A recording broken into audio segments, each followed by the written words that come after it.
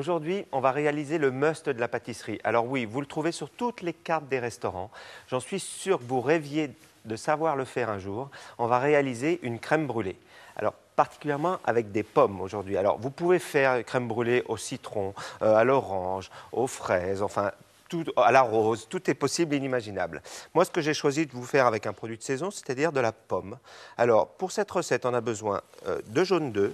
Alors, j'ai déjà clarifié ce qu'on appelle les jaunes d'œufs, mais je les ai protégés, comme vous voyez ici, avec du film alimentaire pour éviter qu'ils sèchent à la surface. On a aussi besoin de sucre semoule, de crème liquide, de lait, d'alcool de pomme. Une pomme, j'en ai parlé tout à l'heure, du beurre qui nous servira à faire sauter les pommes et une gousse de vanille. Alors, on va commencer. Première chose, on va faire là ce qu'on appelle l'appareil. Alors, pour réaliser l'appareil, on a besoin tout d'abord du sucre semoule qu'on met à l'intérieur de notre saladier et des jaunes d'œufs. Alors, une précaution à faire, et là, il faut vraiment être rapide, c'est que dès que vous avez mis les jaunes avec le sucre, il faut surtout que vous battez bien et surtout ce qu'on appelle c'est blanchir, bien blanchir pour éviter que vos jaunes soient cuits par le sucre. Alors, on mélange bien comme ceci. Alors quand on dit blanchir, on peut le voir, vous voyez, ça commence à blanchir un petit peu, ça prend une couleur légèrement, du jaune, ça passe au jaune très clair. Alors, une fois qu'on a fait ça, on va récupérer notre gousse de vanille. Et là, ce qu'on appelle, on va la fendre en deux. C'est-à-dire, vous avez toujours la partie de la tige ici qui est courbée. On va la couper ici à la base.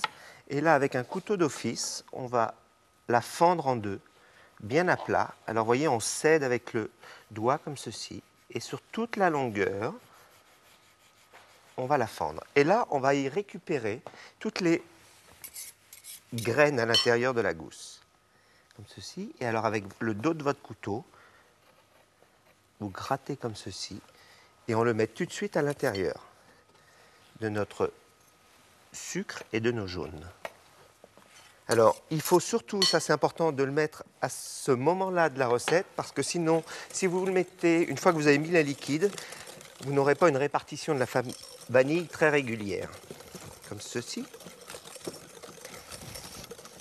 Alors j'aime bien la vanille comme ceci parce que c'est très joli, il y a des petits points, c'est très agréable. Alors un conseil, la gousse, une fois qu'elle est grattée, il ne faut surtout pas l'acheter. Pour la conserver, vous la mettez dans du sucre semoule et vous la gardez dans un bocal dans le coin de la cuisine. Et après quelques semaines, vous la broyez avec le sucre et ça vous fait du sucre vanillé. Voilà, tout simplement. Là, alors, une fois qu'on a fait ça, on n'a plus qu'à ajouter notre crème et notre lait. Alors, la crème fleurette et le lait. Donc voilà pour le début de la recette. Maintenant, alors on pourrait très bien cuire tout simplement cette crème directement dans nos moules à crème brûlée. Mais bon, ce qu'on a décidé, c'est de le faire avec une garniture. Donc on va nous découper les pommes. Alors, pour faire les pommes, on a besoin d'une pomme que l'on épluche tout simplement. D'accord, vous l'épluchez. Une fois qu'elle est épluchée comme ceci, on va la... Vous voyez, je vais juste vous montrer la manière de la couper. Comme ceci. Et là, on va faire des... On retire la peau et on coupe comme ceci des bâtonnets. Et on va obtenir ce qu'on appelle en cuisine une brunoise. Et ce sont des petits dés. Donc j'en ai évidemment des dés tout prêts. J'ai ma poêle qui est chaude. Et là, je vais prendre un peu de beurre dans la poêle. Alors, juste pas trop chaud non plus. Et on va mettre nos dés de pommes à l'intérieur.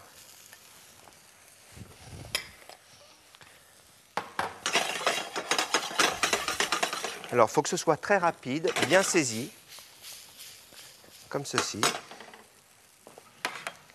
Et pendant que ça cuit, je vais écumer légèrement. Vous voyez, comme vous l'avez battu, il y a toujours un peu d'écume qui se dépose. On va écumer notre crème, ce qui nous permet d'avoir une crème bien lisse. Je mets ça de côté. Les pommes juste saisies comme ceci pour qu'elles rejettent un petit peu d'eau. Et on va les déglacer avec un peu d'alcool de pomme.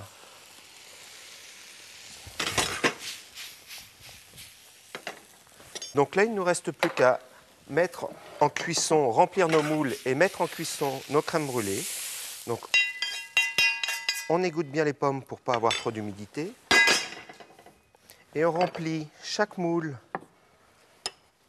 comme ceci. On tapisse légèrement le fond de notre moule. Et là, on va remplir, alors juste à, alors pas trop rempli, hein, on va faire à la moitié du moule. Voilà, on remplit comme ceci, que ça recouvre juste les pommes. Et on va mettre en cuisson, alors c'est la particularité de la crème brûlée, on va l'enfourner dans un four sec, surtout pas au bain-marie, pendant 1 heure à 100 degrés, thermostat 3.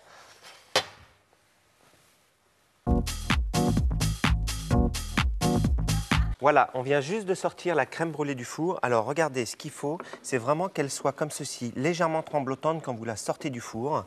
Ça permet qu'elle soit bien moelleuse. Ensuite, on la met tout de suite au réfrigérateur pendant 1 heure, 1 heure et demie pour qu'elle soit bien froide. Parce qu'il faut que ce soit froid en dessous et croustillant sur le dessus. Alors pour le croustillant, on y arrive. On a besoin du sucre cassonade que l'on va déposer à la surface. Donc j'ai commencé à en mettre un petit peu pour que ce soit très régulier. Ce que vous faites, c'est que vous utilisez une petite passette comme ceci. Et regardez, voyez, vous déposez le sucre qui soit bien régulier à la surface. Une fois qu'on a mis le sucre, alors il ne faut pas laisser trop longtemps, on a besoin de caraméliser le dessus. Alors vous avez différentes méthodes pour caraméliser. Soit on utilise un fer à caraméliser comme ça, manuel, que l'on met directement sur le gaz. Vous avez aussi le choix d'utiliser un chalumeau. Donc là, on prend le chalumeau dans l'atelier, on grille sur le dessus, c'est très bien. Ou sinon, vous avez la troisième solution qui est très pratique, qui est le fer à caraméliser électrique. Et là, alors, une fois que vous avez mis le sucre, délicatement sur le dessus comme ceci, regardez. Voilà, il faut qu'il soit très chaud. Ce qui nous permet de faire tous les contours. Et là, on a quelque chose qui est bien caramélisé. Il ne me reste plus qu'à vous dire au revoir et à demain pour une nouvelle recette.